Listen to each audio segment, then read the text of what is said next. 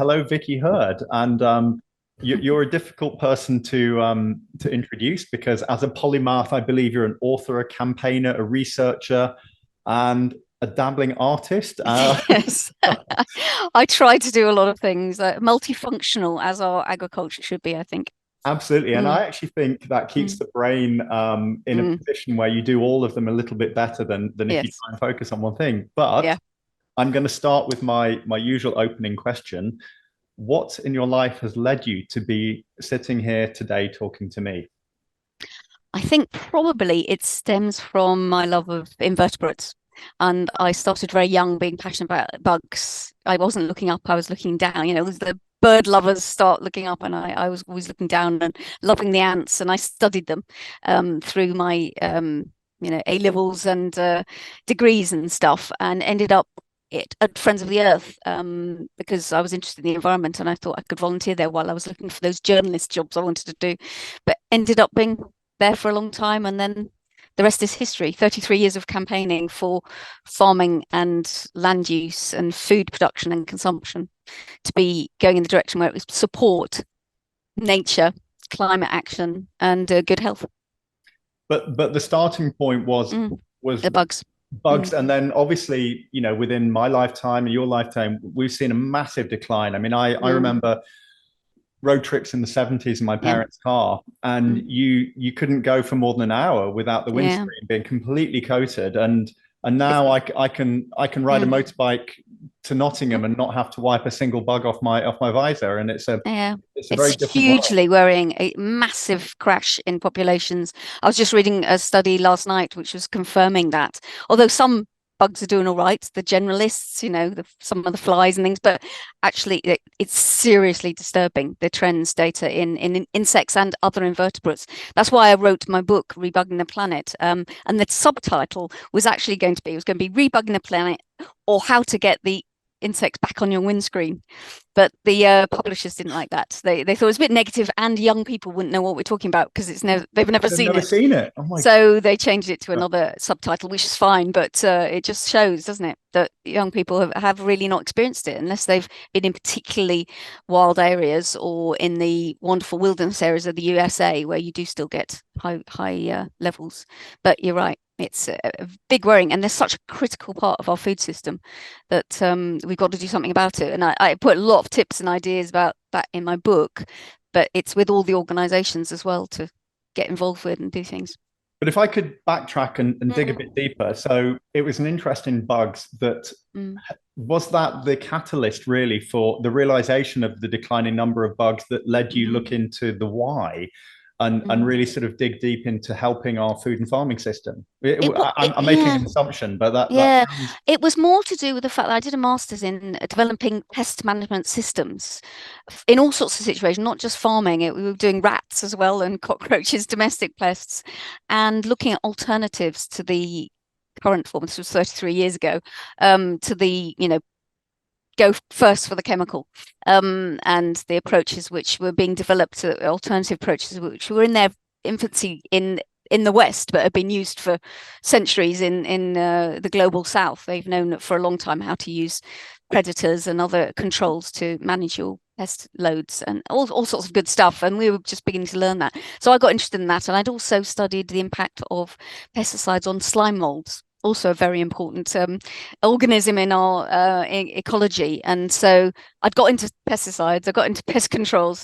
But it was clear to me that we needed to do things differently. So it was sort of that was a bit of a catalyst as well, why I went to Friends of the Earth while I was looking for other jobs, and I never left. right. I've got to pick up on that. What are slime molds and why should I know about them and why are they important? Slime molds are fascinating. If I wasn't a bug person, I'd be a slime mold person because they're something in between animals and fungi and plants because they have a period of their life where they're like an amoeba. They move across a dead, off dead, usually on dead plant matter, like old tree trunks, and they can be huge, big organism. And then at certain times when they're ready for it, they'll form a sporangia, like a mushroom form with spores in it, and reproduce that way. So they've got two forms, one of which is animal, one of which is plant-like, and they are incredibly important in our ecology, in healthy ecological systems, but they are obviously badly affected by loss of habitat, loss of dead plant matter, removing trees, catastrophic for them because that's what they need to live on, and they absorb the plant matter and make it available for other plants as nutrients for other plants, which is what a lot of microbes and small organisms do, and what the fungal world does absolutely essentially for all of us all the time. So they're a really important part of the ecosystem, but a lot of people don't really know much about them because they're No, often quite hidden. They're sporangia, are very tiny, but you'd be lucky to see one. But if you can, look out for them in a wood and dead wood. I'm fascinated now. I'm going to have to look up what to look for. But Yeah. when you were talking about how they can morph between plant and animal kind of form, Mm. one thing that I wondered was, are they affected by, is it the Shikimate pathway? It's the pathway that is blocked or disrupted by glyphosate. Quite Um, possible. Yeah, it's quite yeah, possible. Yeah, that is a really important pathway, which yeah, I read a book about that recently. Yeah, really good book was it from Chelsea Stephanie Green. Schneef Mm, with Toxic mm. Legacy? Because That's what I read. That's the yeah, book I read. Yeah. I wonder because it's the same Mm, publisher as you, because it's yeah. Chelsea Green, right? Yeah, Yeah. yeah. Yeah. So So it's a good book showing some really new data on the impact of the most widely used chemical in our environment globally is glyphosate. It's everywhere in so worrying. gardens, farming, Yeah, children's playgrounds, everything. And they're only just really beginning to realize the interactions between that and other things and our bodies and the huge number of organisms that are in every living being. From the earthworm to us, our stomachs are full of microbes which need to be protected. And yeah. It's yeah, that connection between mm, the soil biome and our gut yeah, biome, which, it's hugely is intimate. Yeah, very mm, missing at the moment, yeah, which is of great concern to our health. And I yeah, think when we start digging into real agroecological systems that can improve, that are truly regenerative and mm, not, it shocks me. There is absolutely no case for using glyphosate, and it actually shocks me mm. that I'm slightly jumping ahead of our conversation here, but some of the certifications for regenerative allow the use of Mm, glyphosate yeah, because all they're measuring is soil carbon. They're not really thinking about yeah. the bigger picture, which is Always the problem when you focus on one thing in food or farming. You that end might up offer getting you. Yeah, unforeseen, yeah, yeah. you end up getting unforeseen outcomes which you're not looking for or thinking of. And that's why we've got to think of farming as multifunctional, multidimensional, and multi-actor as well. When we're talking about farming, we need to think about all the players, including the consumers, and bring it all together, which makes it very difficult to reach those solutions in farming because it is complex. It's a complex system, but that complex system is seriously stressed and breaking down. And with climate change, climate breakdown, that we're really up against it. We know climate change is happening, man-made climate change. So it's really something to embrace that multifunctionality and a complex system approach. Single issue things won't work. So no, I completely Mm, agree. So obviously you're very well educated and very well researched in this problem of mm, this kind of single reductionistic approach to our kind of food and farming mm, systems. How can we start thinking differently? What can we do differently? We'll get into the whole kind of mm, greenwash and labeling and things mm, shortly, but just more in terms of, mm, from your knowledge, what are the things that we just absolutely need to stop doing now, and what are the mm, things that farmers can do better, mm, with time? So what's your kind of first kill list, if mm. you like, and then what needs to improve after that? In a way, my first thing will be attitudinal, sort of embrace change. Farmers need to recognize that things need to change. If they want to stay in business, they've got to change. Unless they're already doing things really well and have a really, truly agroecological system already, which is regenerative and sustainable and healthy.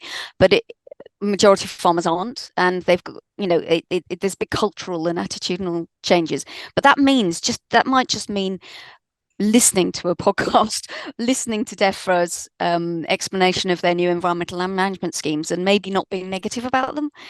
Get on the ladder of involvement of those schemes or some local scheme, or listen to consumers who are definitely asking for healthier, more sustainable food, all the time. The market for organic is very strong, but people want fresh produce as well. So possibly think about whether you can find an alternative way to sell some of your produce or diversify. Because I think one of the big things, so attitude is one top of the list, but the other thing is monocultures.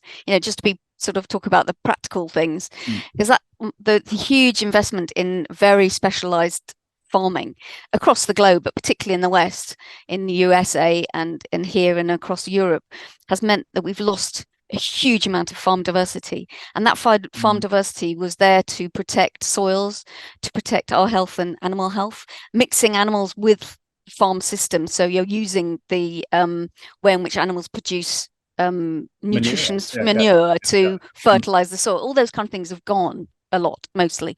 And so we need to bring them back and sort of break down the monoculture approach and have a more diverse farming system, mixing, and have horticulture in the farm system as well. We've specialized horticulture in a very small number of areas, and that's a disaster because it's meant we're incredibly vulnerable to changes in temperature, availability, moisture, all these kind of things. So that, I think, the monoculture and the specialization has created a huge vulnerability in our food system. So that would be the big thing. And also monocultures, mean that habitats and nature has been hugely fragmented. It can't travel through the farmed environment. So often, when I'm giving talks about invertebrates, it's the urban environment which is providing a huge refuge for the bugs, with people investing in wild parts of their gardens and corridors of gardens so the animals can fly through, walk through, crawl through. That's what we need in urban areas, but we also need it in rural areas. So farmers getting on board that, diversifying and embracing the new schemes that are coming along that can help them, paying for public goods like nature and clean water, those kind of things. So there's a lot that needs to happen inevitably, but in monocultures and attitudes, I would say those are the two to think about top of mind. Yeah, monoculture has been always top of my mind as a big problem, because when you're looking at, there's a very simple equation, is that there are no monocultures in nature. Exactly. And we're creating, and that's true whether it's a shed full of 8,000 chickens or exactly, yeah. I mean, animals both, they're both thing. monocultures, and the two support each other. And I'll be interested in your thoughts on this, but one of the problems that I've seen is that to be a farmer, you need to own land. And I would love to see a future where you can be a farmer without owning land, particularly a livestock farmer, where you could turn up on arable land with your livestock to provide ecosystem services to that farm. For example, for cover crop removal instead of using glyphosate, which you mentioned earlier. I'd love the idea of a cattle farmer being nomadic, because that is actually happening.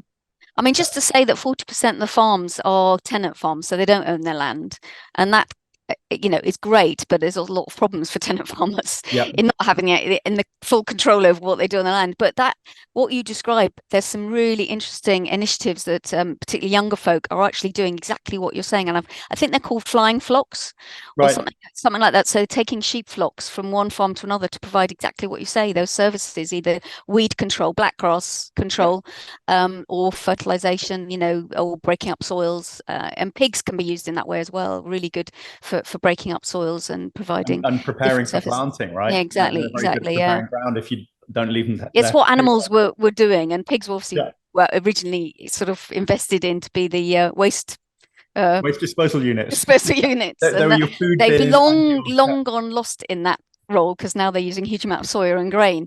We're eating too much. But we brought out a report a couple of weeks ago with the Land Workers Alliance about this, the soya no more, we called it, and we need to move away from that. But no, you're absolutely right. The positive thing about that is I've heard of quite a few in the UK. And there are still those kind of systems in Southern Europe and probably in Northern Europe, but UK, we're beginning to reinvent it, which is great.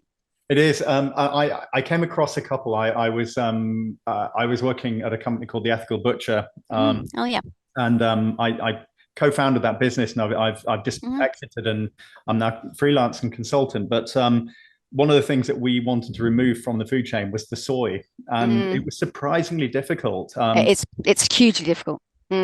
I ended up talking to some of our suppliers who were very open, and they said, we're willing to try, Mm, but you need to talk to our feed mill. So I talked to mm, the feed mill. The feed mill put me on to chicken nutritionists, which I didn't even know was a mm. job until.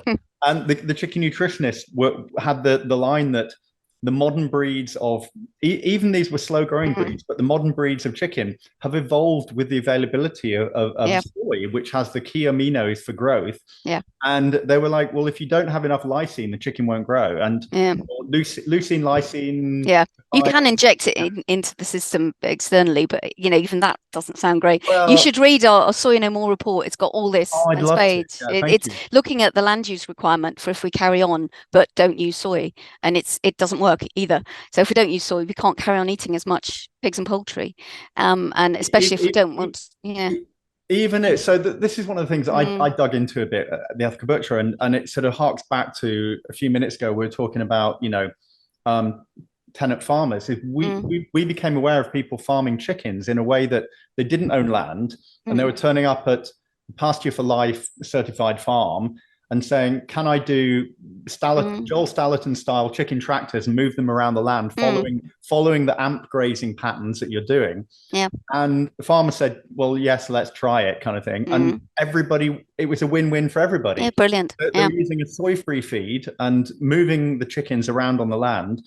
The mm, grass is growing better because of the action of the chickens. There were mm, more phosphorus and nitrogen going in. And I think this idea of stacking mm, enterprises benefits all the enterprises. mm, It's converse thinking to how mm, you would think that you put more on, the more you put on, the less you get out. But mm. when you're encouraging more nature, you can Yeah, the more on and complexity. get You more have out. to have the right stocking levels. Yeah. Yeah, because you can go horribly wrong. You got too much, and then all the chickens are eating all the dung beetle larvae, and then you haven't got anything Yeah, going you on have to there. get you need You have that to get it 3 day right. gap Yeah, between the cows for the dung beef. yeah. And That's knowledge intensive systems, which are we've had for decades, centuries, and that's all been lost because you just bung on the chemicals, or even you don't even bung on chemicals, you get the seeds that are already coated in the chemicals to control the possible pests that may or may not come along. So we lost that knowledge intensity, and that needs to be brought back. So with a good, affordable, or even free training program for farmers, so they can access the right and understand from other farmers how to do it and access the right materials and information. That's a ask of government, really, and the farming unions and farming bodies to really embrace the change. that's super interesting. I hadn't Mm, quite heard anyone put it in that way, that it's a knowledge problem yeah, as much as a will problem. yeah, Um, yeah. uh, but There's a lot of loss of knowledge that can be, we can get it back because a lot of farmers are doing it right. Read about yeah. an amazing farmer in America I had introduced to in an event I was doing once, and he had such stacking as you wouldn't believe. All the animals, he had abattoirs and cutting rooms on his land, and he'd Oh, converted a farm that was entirely beef into an amazing system, and it had gone from 2 members of staff with this beef herd to, I think, 60. So it was was it creating jobs. White Oak Yeah, pasture? that's Yeah, yeah, exactly. yeah. Yeah, yeah, Oh yeah. my goodness, Very inspiring guy. and Yeah. totally. But the Mm, other aspect of that is when I mm, listened to his Joe Rogan podcast recently, and it was mm, incredible. But his actions of employing all those extra people mm. has revitalized the rural community I as know, well. exactly. But Um, you're creating diversity, so there's yeah, more opportunities. Yeah, and adding value on farm as well, rather than giving all the added value to some remote supermarket or manufacturer. It's yeah, great. that's right. And he was Mm, selling direct, but also mm, that increased diversity mm. mitigates your risk as Yeah, well. Sure. exactly. Yeah. Exactly, because the risk is just going to grow with climate change. Putting all your eggs into one crop or one or three crops, Yeah. very narrow rotations or one livestock species, very dangerous. We're going to have really extreme temperatures and water availability and over availability coming up. The extremes of temperature are just going to get more frequent. So we've got to be more adaptable. And make the system less brittle and more resilient to, Yeah. And to that meet goes the also for vagaries. that also goes for the kind of crops you're using. There's a lot of farmers here, a handful of farmers that are trying to use a mixed wheat crop. So you're using, I think it's 125 different varieties within one crop. Oh of wow. wheat, and Wow. that produces a very different, obviously a very different and much more varied flour, Mm. which then they have to work with the bakers and the millers and the bakers to actually use, and they're doing it. It's a whole supply chain approach. It's called the Grain Lab. It's worth looking at the Grain Lab, and Oh, I know yeah. others are really interested. But what they have to get over is some of the laws about seed retail and seed legislation. So you are allowed to sell seed that isn't a pure one variety. You're allowed to sell Gosh, multiple like, variety. It's a big legislative hurdle they're starting to get over, but they need support in doing that at the Grain Lab, and with it's called XR. That's QY. Sorry, QY wheat. You can look it up. It's oh, really thank you. interesting. This is all good things I can put in the notes of all Mm. these links. Yeah, there's a weird state of intellectual property around Mm. biological material, isn't Yes. it? Which I find to be, quite disturbing. Is that particularly, the big seed companies like Mm. Monsanto have successfully sued people for Absolutely. inadvertently growing seeds that have gone from their neighbor's farm onto their land, Yeah. that they didn't Yeah. plant, and Something terrible. something very wrong with this. Yeah, There's very something wrong. very wrong. Mm. Yeah, I mean, I've always thought that genetic material of seed should be open source in every way. Yeah. And I Yeah. can imagine though, when you were talking about those 120 varieties of Mm. seed, that the problem is that all of our food systems are so big that if that Mm. farmer is then selling that as a commodity Yeah. into Exactly it. a bread Mm. maker, they want to know Mm. moisture levels, protein levels, Absolutely. everything to be Mm. standardized, because all their machinery will be Mm. set up for that one thing. And the way Yeah. around that is to make everything smaller and make Yeah. everything Mm. a bit more of a localized food system, I Yeah. think. You know, Absolutely, we're talking about that. We have been ever since we were formed as Sustain the Alliance for Better Food and Farming, which is what I work for.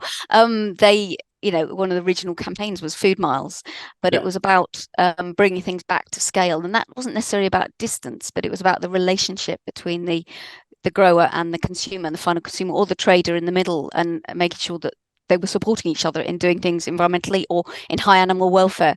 But now there's a lot of people interested in this, but we have the big supermarkets have had such a stranglehold on our system. yeah, And when it comes to wheat, all of them use a process for the majority of their bread, which is called a Chorley wood process, yeah, which yeah. requires, as you say, a very precise level of moisture and protein, etc., etc. We don't have to have that, but it is very much part of the system. So we're trying to break through that with our Real Bread campaign and supporting alternatives, but they need to grow to a level which is really challenging that market share. But it needs to be affordable as well. And so we find, trying to find the ways through that we can make sure that it's affordable and available to more and more people, not just for a small elite or affluent community. It should be available to all to get this wonderful, nutrient-rich grain and bread. Yeah. That's really interesting. I remember I did a degree in food science, and I remember learning about the Chorley wood process and about Yeah. how it happens so quickly that Mm. the proteins are not fully developed. Mm. The gluten isn't. It's very different to a loaf of Mm. sourdough, for example. Yes. Yeah, Um, absolutely. when you make Mm. Chorley wood, and actually, a lot of people that are not celiac but gluten Mm. intolerant can eat a 24-hour sourdough, but they Mm. would find discomfort from an industrial bread produced Yeah, by it's a the wood different process. product. Yeah, really a And completely different product. it's Mm. a completely different product. And Mm. I have a family and I've got teenagers Mm. that eat a lot of calories. And Mm. I was, buying the occasional 6 or 7 pound loaf of Mm. sourdough from Gales Mm. or something, and Yeah. thought, I really want to make this myself. And it was a process. It's been a beautiful process of rediscovering something living and something alive Yes. and getting a Mm. starter. And for Mm. me, when I make a loaf of bread, it's a 36-hour or 48-hour process. And my Yeah. first few were terrible Yes. grits. And Me too. now Yes. I'm quite proud to say I can bake a very lovely organic loaf of sourdough. And I've done the calculations of the cost of the organic flour Mm. and the oven time, and it's about a £1.50, 60, 70 in that sort of region. Wow. That's That's not cheaper. bad. Yeah. That's cheaper than a loaf Mm. of Chorley wood bread for the Mm. same weight at the Yeah. supermarket. And that just made me think, this is not an elite Mm. thing. This is not, this isn't posh food. This is, you know, But you know what? What you're bombarded with almost every minute of every day is marketing and advertising that tells you you haven't got time to do that. You haven't got time to do that process to remember that you've got to go and do something with the sourdough or feed your starter. You're told that you can't do that. So you need the supermarkets, you need the manufacturers. And that's what we've got to overcome, because there's millions spent on advertising and marketing and promotion. And it's incredibly misleading, but it's actually incredibly clever. There's nothing more sophisticated than the advertising on food, really. And that's what, again, Sustain tries to, we're trying to push away at the junk food advertising, and particularly at children, but it's all got to be addressed. But including that idea that you're worthless if you don't buy from that amazing supermarket, all those kind of clever tricks that they make you think that's the way to do it, and you haven't actually got time to cook. So you have to buy ready meals. Yeah. And I think I think there are people who genuinely just don't enjoy cooking, and a lot of people don't have time at the moment because they're doing 3 jobs to save, the cost of living crisis. But it's all part of a picture. There is that, but I think there are also a lot of people who discover that when you start doing it and you start, digging a bit deeper and trying to do it, I'm not going to lie. There are times when like last night, for example, I'd been out and I came back and my dough was rising. And I was like, oh, I've got to cook this tonight or it's going to. So I was up later than I wanted to be, but I genuinely enjoy the process of finding ingredients. And also I think there's a reverence when you've made your own food. You don't waste as much. You don't waste it. And bread is the one product in all the studies that's most wasted. It's top of the list when RAP, the organization that do studies on food waste, bread is the top, and it's wasted, and it's also not stored properly. You shouldn't store bread in fridges and things like that. It's very likely to get moldy because of the way it's wrapped in the plastic wrapping and things like that. So it's all wrong, really. But we need and it all comes, it does come back to the original farm as well, what farmers can do and how they can produce wheat differently. So tell me a little bit then, let's go back a bit to bugs. So growing wheat, it's something, wheat and barley are grown huge amounts in this country. What can farmers do who maybe, okay, so 2 questions. Firstly, is organic about the best label that we've got at the moment for ensuring that pesticide use is minimal? And secondly, what can farmers do maybe that's not organic, but to minimize that use and to minimize the input?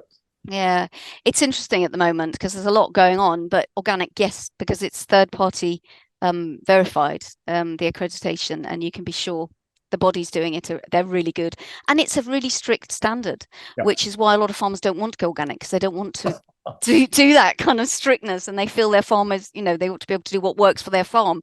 But I mean, the organic standards have been developed over decades, many decades, with lots of things dropped and other things put in, and they're still learning, they're still evolving, but it is definitely, the gold standard in a way. But what farmers can do is start to listen and start to absorb from those systems and from other organizations that are doing things differently, like Pasture for Life. That's a great standard for livestock, where the animals are really getting their welfare looked after.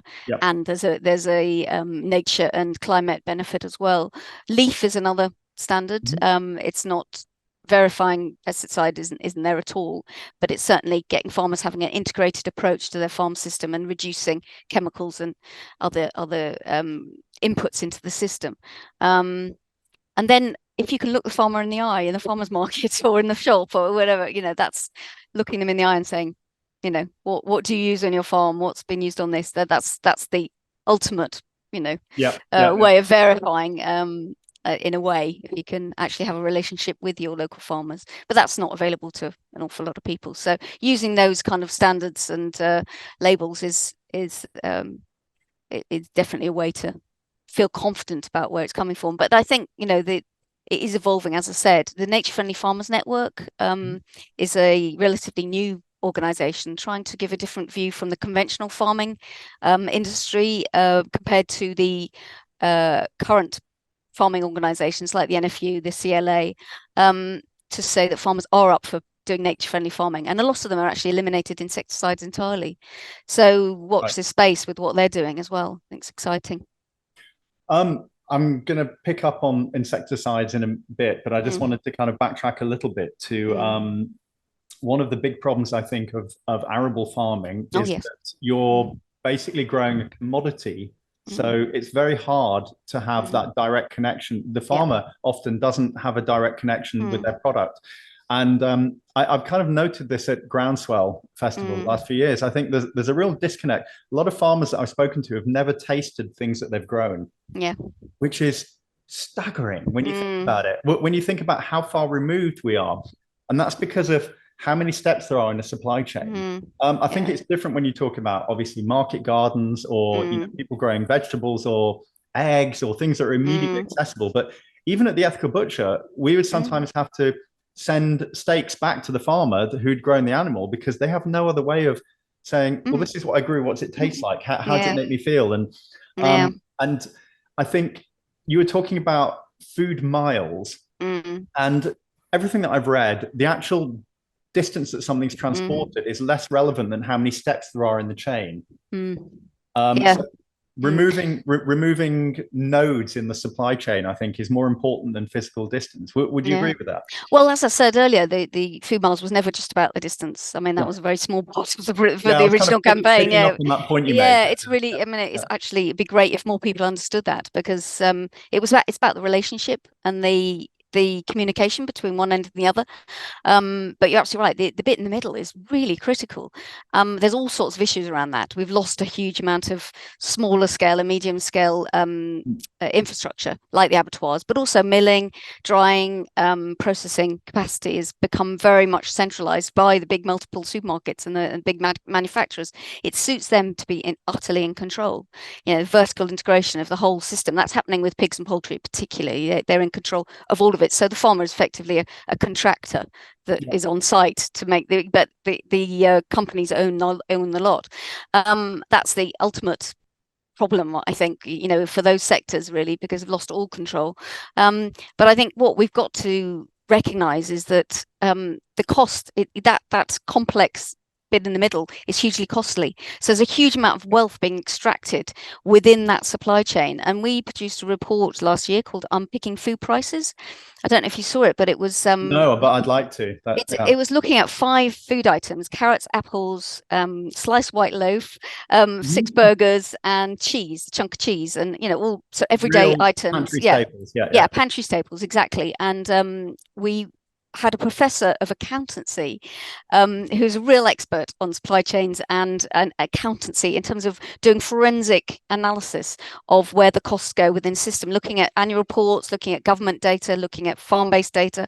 And she did a massive data trawl for those 5 items and worked out where all the money goes in terms of the costs for the farmer, for the intermediary, and for the retailer, and where the profits were. And it is hugely illuminating. I mean, in almost all of them, the farmer got almost no profits. We're looking at 0.09p per loaf, 0.05p per chunk of cheese. And the supermarkets were getting a bit more, not massively more, but they're obviously able to, make money in other ways. They Yeah. extract payments from suppliers, they make money on alcohol and confectionery.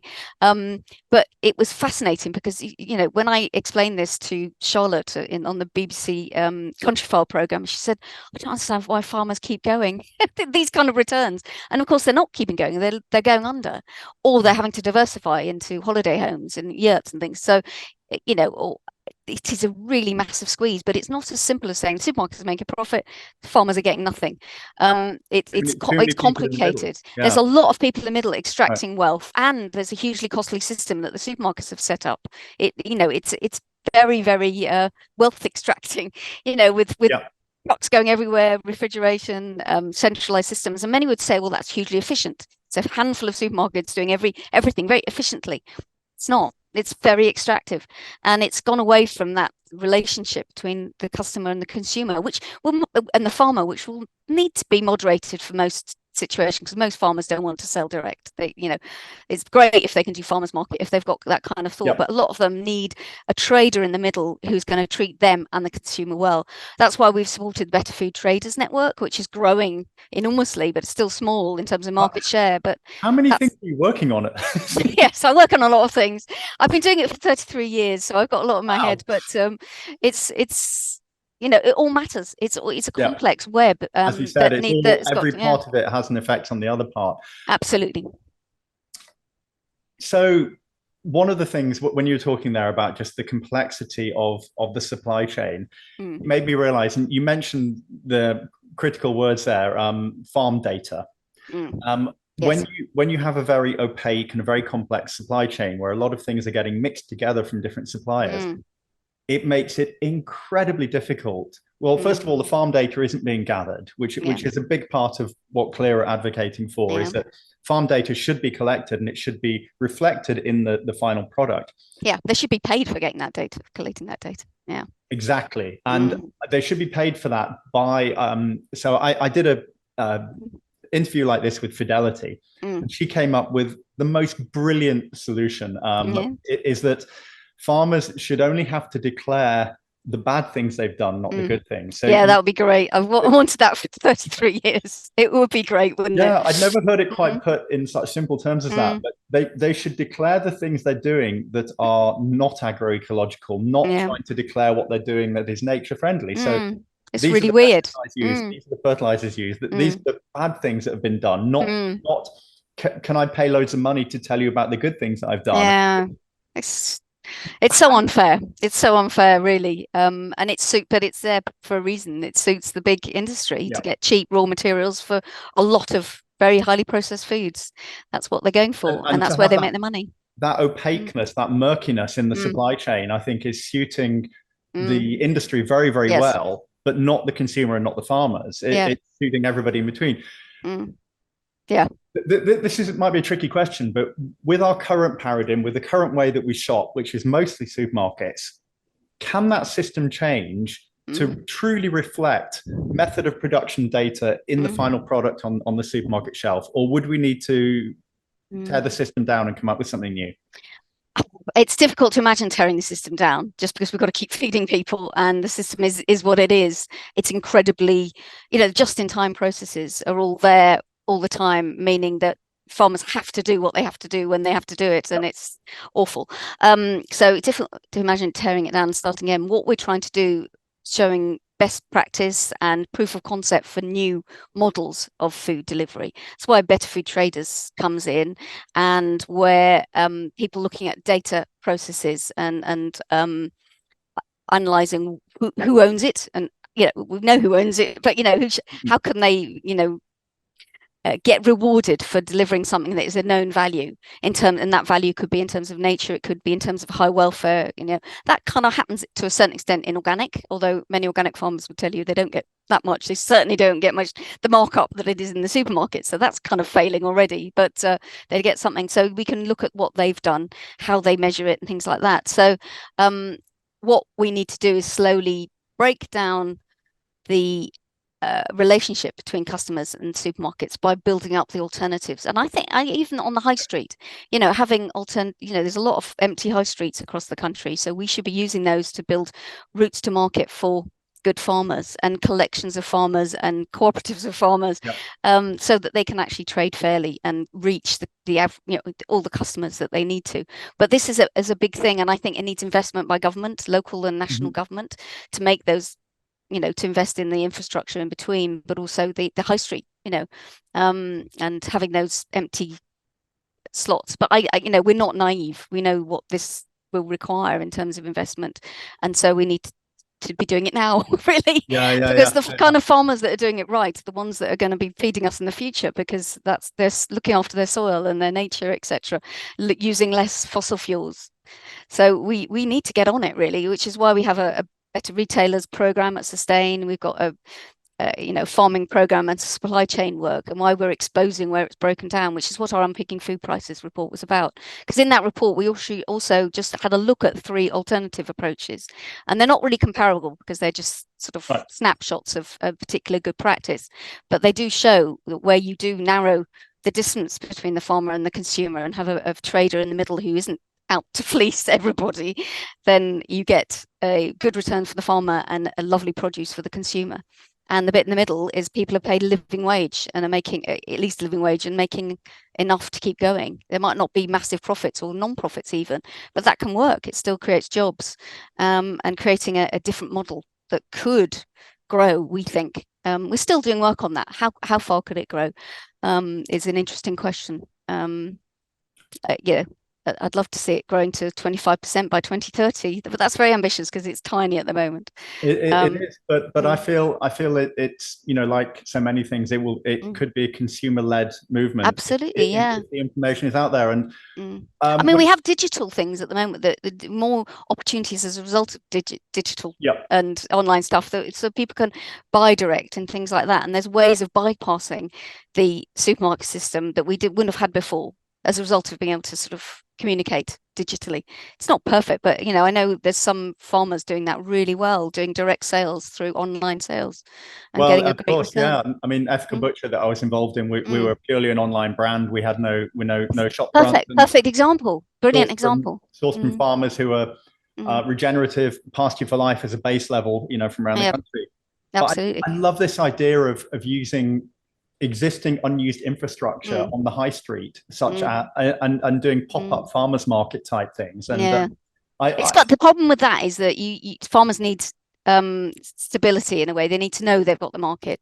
So it can't be things that just come and go. There needs to be a certain amount of, or there needs to be enough of them so they've got a variety of different options. So you've got pop-up farmers market and shops, I think. So farmers need to be able to diversify who they're selling to at the farm gate or beyond the farm gate. yeah. So yeah, I agree with you, but it needs to be thinking about that in terms of what farmers need in terms of stability and knowing who they're going to be able to sell to so they can invest in the right kind of things during the year.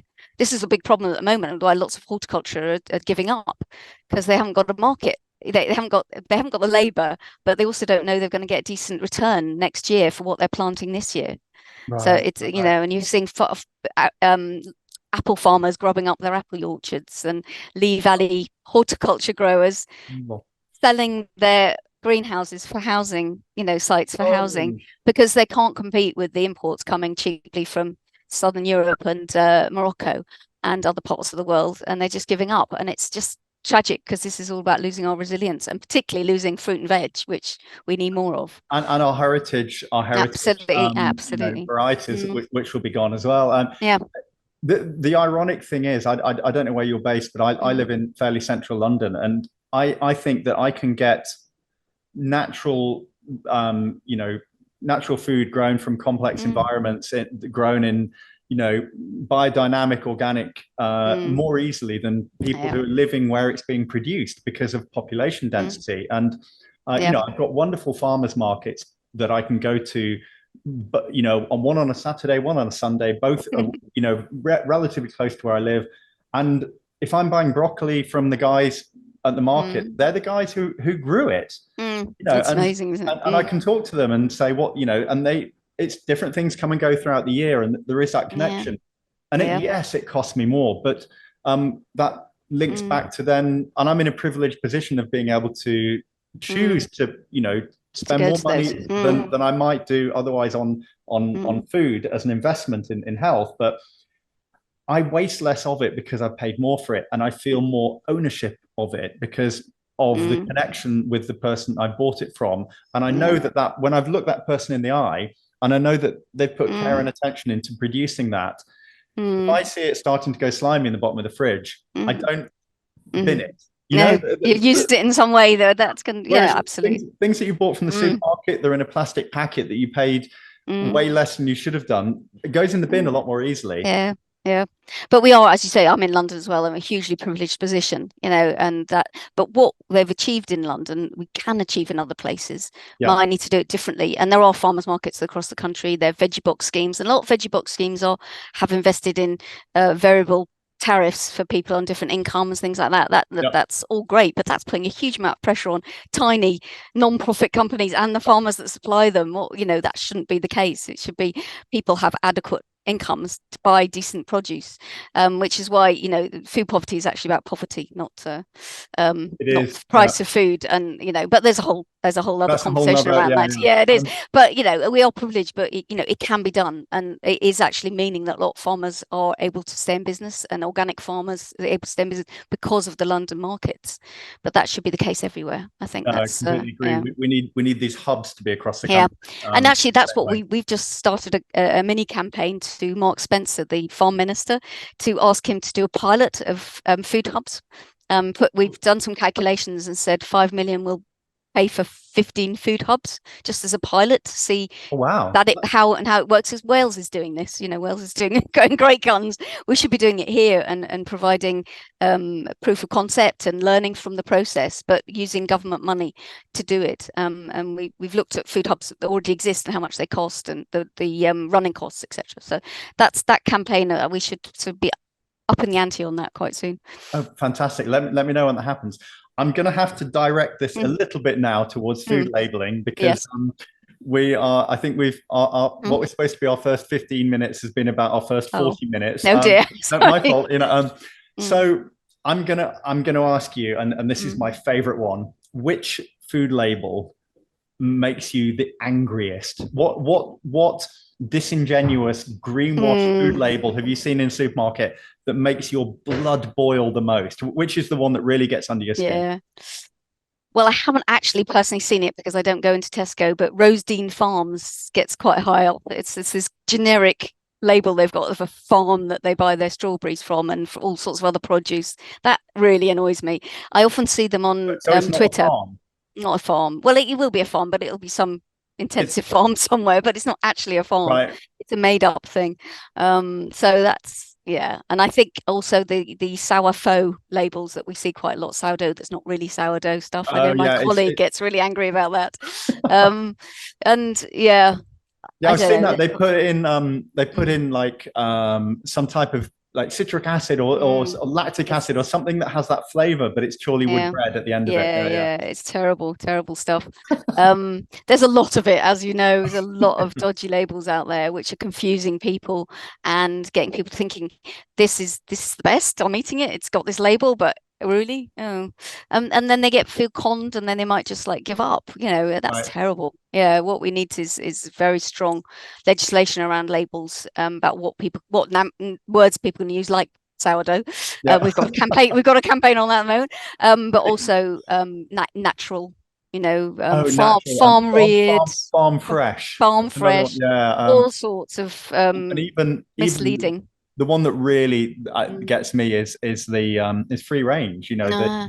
The Well, there is a legal definition for that. That's the Yeah, one but that. it's not what you think. It's pretty Mm, terrible. I think oh yeah. you can have a barn with an open door with access Mm, to an area that the animals have no idea how to get to. yeah. And that And can they're be bred. They're such technically free super range. breeds that it's very difficult to see them using it enough. Yeah. Yeah, exactly. So that one really gets me. Mm, But or mm. responsibly sourced, I think Oh that. yes, yeah, that's a good one. Yeah, Mm. for years I've been looking at the responsible soya and responsible palm oil labels with a huge amount. And a few years ago, I did investigate the detailed specifications of what they are. And Greenpeace have uncovered a lot. Many people have uncovered a lot of holes in those responsible labels for those commodities. And Yeah. I think there might be a responsibly sourced beef now, but there's definitely a RISPO, which is the uh, palm oil.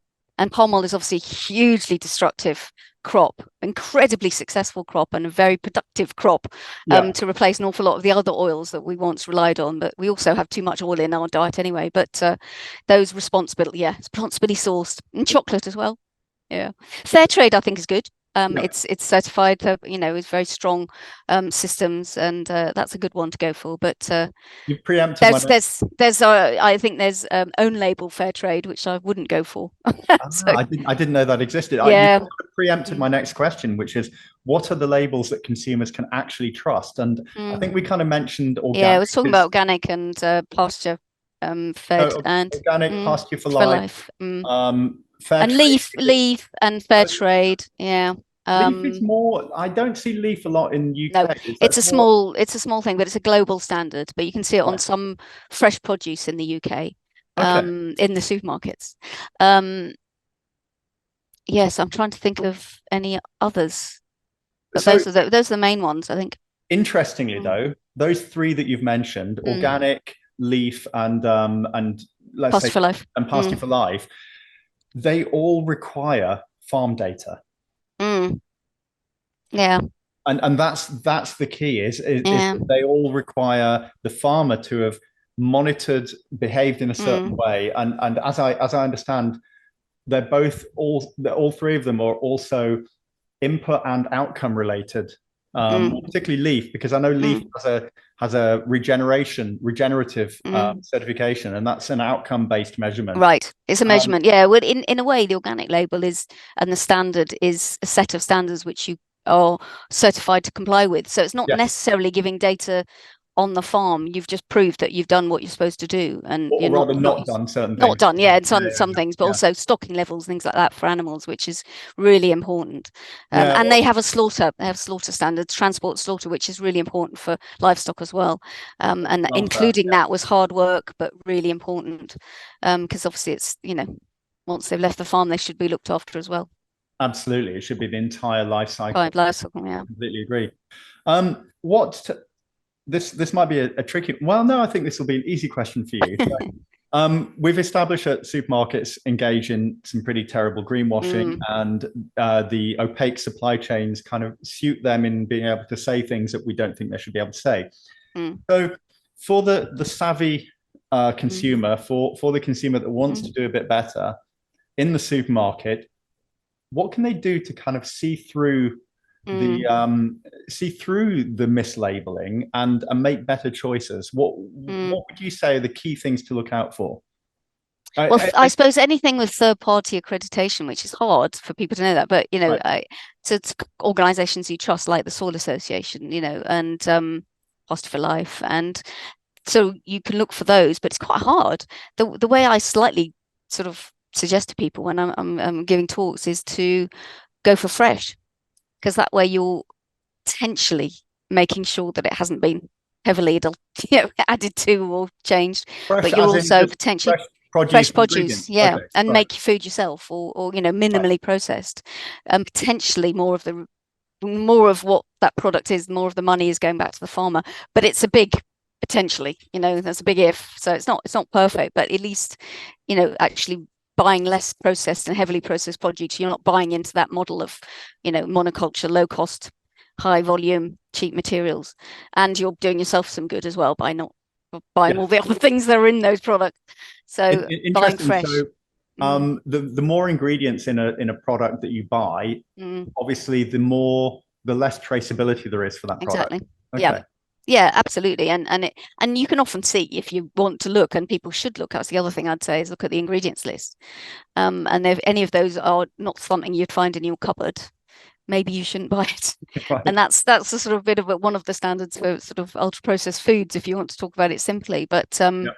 that's a really sensible approach. And I always like that label that phrase that Michael Pollan, the great food writer, writes from the US. Yeah. Yeah.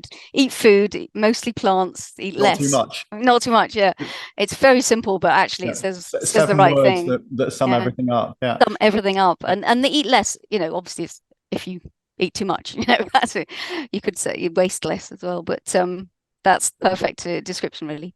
But it's hard. It's hard. So Yeah. that's why farmers markets are so great. You're looking people in the eye. You're looking at the farmer or the farm worker. So probably the best bit of advice then is to avoid Mm. supermarkets as much as possible. Yes, exactly. If you can, Yeah, go there for the what was it, the white goods, the the washing powder, washing powder and things like washing that. up Yeah, the things you can't buy from a butcher, a fishmonger, a baker, and a from the high pet street, from shop. your Yeah. grocer, from your or your organic box or whatever. Yeah, exactly. Yeah, maybe ultimately that's what we should have as supermarkets, just sell that stuff, and processed foods and all the fresh good stuff comes elsewhere. Yeah, Mm, I completely agree. Just you washing mm, up liquid and stuff like that. yeah. Just to wrap up, Mm, um, tell me about some of the mm, hopes, successes, hopes for the future, and things that you see are mm. changing positively. Let's finish on a positive note, and Yeah, yeah. tell me good things that are happening, either Yeah. around your work or that you see happening. Well, in terms of farming, which is my main area, that I think it's been fantastic to see how farmers have embraced change. That I said at the beginning that they should be open their mind to sort of changes, and a lot are. We've just seen the growth and growth and growth of Groundswell and Oxfordville Farming Conference. They've been growing unbelievably, and a lot of the people at those events are young people as well, which is another Mhm. thing to be positive about. The way in which the Land Workers Alliance and other organisations have really presented an alternative view of what farming could be to a younger generation. It could be a good thing. It could be positive and not chemical laden, low cost, hard work kind of thing. I mean, it's hard work. Farming's always going to be hard work, but I think that's a real positive. How more and more farmers are getting it. I've got Farmers Weekly for the last 33 years, and it's a very different magazine than it was 33 years ago. There's a lot in it about regenerative and organic and doing things differently and reducing antibiotics in farming and all sorts of things. So every week it does good stuff. So that's a sign.